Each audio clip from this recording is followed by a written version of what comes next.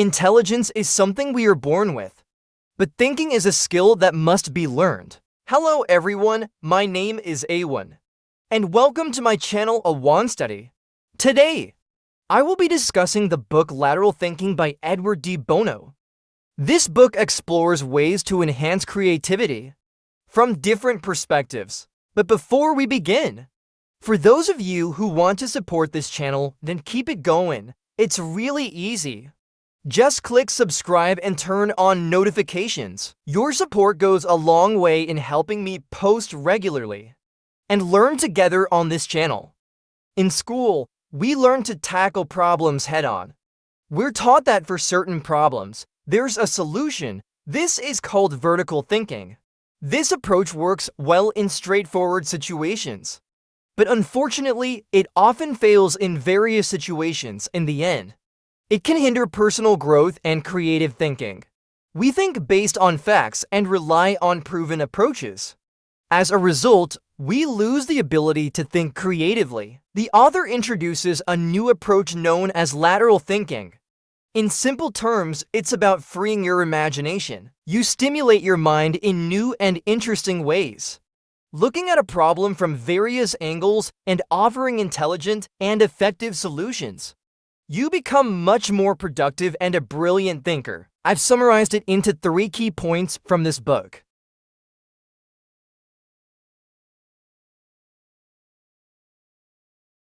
As we grow up, society often categorizes people into 2 types: those who prefer numbers and those who prefer the artistic or creative fields. This assumption is not entirely wrong, but it can hinder a person's personal growth. People in a certain category tend to focus on their preferences and reject learning about other categories. Our world is currently shaped by vertical thinking, and the way our brains work involves a system capable of finding patterns, organizing information, among other functions. It means we form opinions based on our memories, the patterns we find, and the data we gather from a young age. For example, we learn to understand letters and numbers, so we can recognize them even when they are obscured as letters and numbers. This is a type of thinking where we take a concept, reinforce it, and support it with data and facts. It's like digging the ground to plant your ideas there.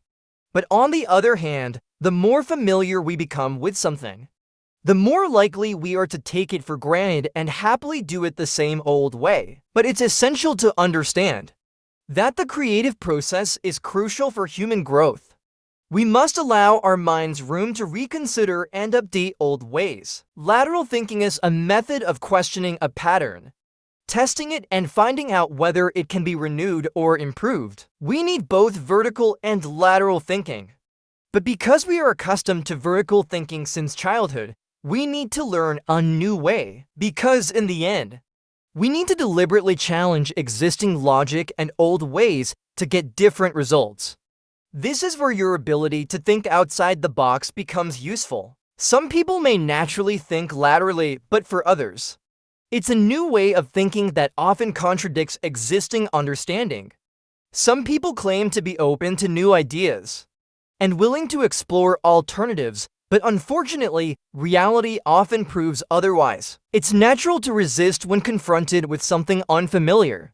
Nevertheless, everyone can benefit from lateral thinking with effort and time.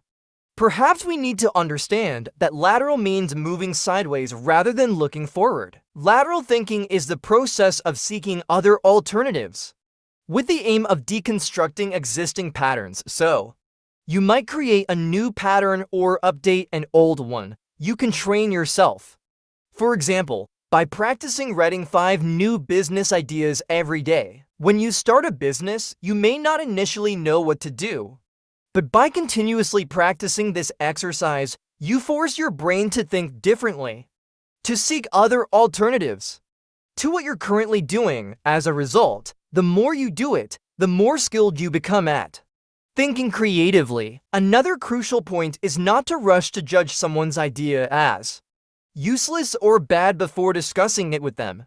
You have to believe that there's a reason behind the idea, and perhaps, even if the idea itself can't be used, the reasoning behind it might help you find a new answer. If asked whether you're a creative person, some might feel they aren't. So, what makes someone think creatively? It might be because they tend to always want to be right, to be effective and efficient. Consequently, they find it challenging to let themselves be wrong. Perfection becomes their enemy in their growth journey. It's essential to understand that we can generate many potential solutions, increasing the probability of being right in the future in general. There's no wrong idea in lateral thinking, in fact.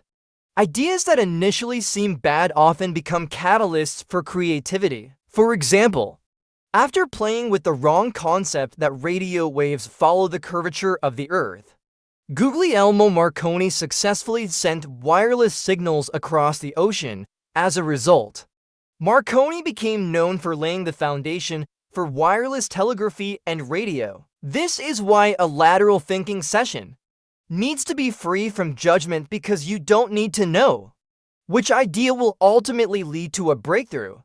Creativity often involves breaking out of old patterns, seeing things differently. What if you approached a problem not from the beginning, but from the end? Imagine a picture puzzle book for kids. There's a fisherman in a boat, tangled in 3 fishing lines, and a fish is trapped on one of the hooks below. The puzzle question is, who caught the fish? Usually, a child will trace each fishing line one by one, starting from the top and moving downward until finding the correct fishing line. But what if the child started from the bottom with the fish and moved upward until reaching the lucky fisherman? Our brains aren't familiar with this approach, but it's something that can be changed with lateral thinking practice. The idea is to create solutions from unexpected perspectives and pay attention to the often overlooked details. Please comment in the comments section on what lessons you've learned from reading this book. Additionally, let me know which book you'd like me to review in the next video. I'm signing off now. Don't forget to subscribe to the A Want Study YouTube channel. Bye-bye!